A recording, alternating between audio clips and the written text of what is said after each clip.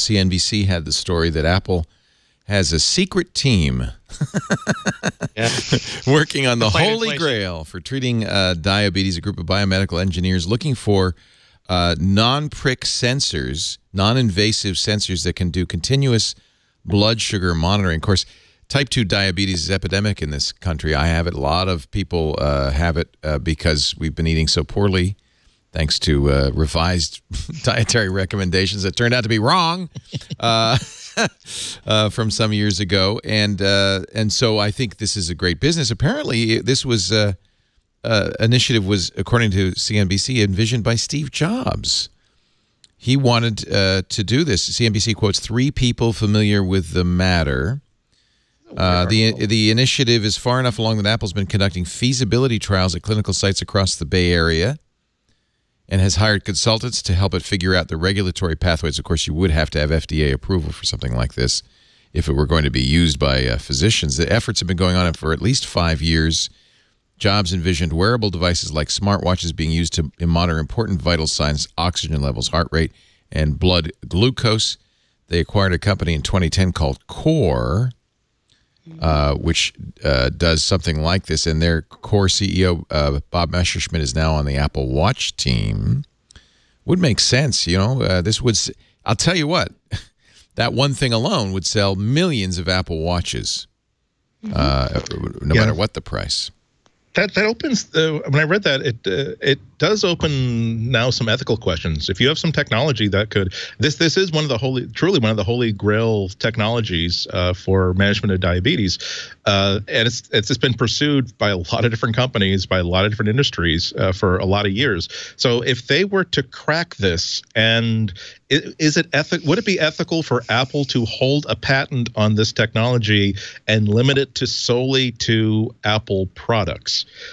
It feels a little bit like saying that we have a cure for these 3 types of cancer, but you can only order the drug through an Apple TV.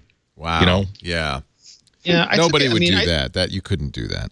Yeah, I took it weird because like this whole article was weird to me because I'm pretty sure this has been reported on since before the Apple Watch came out. It is it is like the Josh Lyman secret plan to fight inflation that he no longer supports. It's just entirely not like it's so public knowledge. And they had an article a while ago saying that the FDA approval process was why Jeff Williams was in charge of health devices, not just Apple Watch, because they'd have to spin off other devices if the regulatory process became so encumbered that they couldn't ship Apple Watch on a regular basis. Basically, you'd have the consumer Apple Watch, and then you'd have specialty health products that could ship at a slower schedule because they'd require so much approval.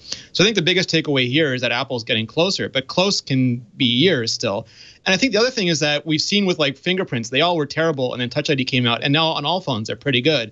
And a lot of people are trying to crack this technology, and I think one of them, whether it's Apple or someone else, will crack it, and then everyone else will quickly crack their versions of it as well. That tends to be what I think we see in technology. So I don't think it'll be bottled up at Apple at all, but I think it would be super great for everyone who wants to wear an item like this on their wrist. Yeah. I read the article and I immediately thought, well, wait, how many people have diabetes? And I went and looked on the American Diabetes Association website, and I had no idea. It's 1 in 10 Americans, folks over 65, 25% approximately have this condition. So holy wow. I mean, that is a lot of people who could really benefit from this. And that's just the people who have diabetes. I immediately started to think about athletes. I'm thinking, whoa, I wonder if you had a sports watch that did this, if you could actually predict or get some feedback about when you need to start like eating a gel or, you know, having some kind of a snack. So I think there's going to be not just medically for people with diabetes, but in the whole sports watch industry, there could be a lot of interest in a technology like this. So it's going to be really interesting. Would you be interested, for instance, in a VO2 max monitor that could measure your oxygen, blood oxygen? Totally. Yeah. Every runner wants one of those. Right. So heart rate's really important. Yeah. I think there are VO2 max sensors, in-ear sensors, and other ways to measure that. I don't know how accurate they are. Yeah, there may be. They're not. It's not a mainstream thing. They have mainstream heart rate sensors, but either they're not very good or they're kind of awkward. So people use them, but they don't love them. Apple Watch is the best breastbone heart rate sensor I've used. I mean, it's very accurate. I think that kind of like the serious athletes aren't necessarily.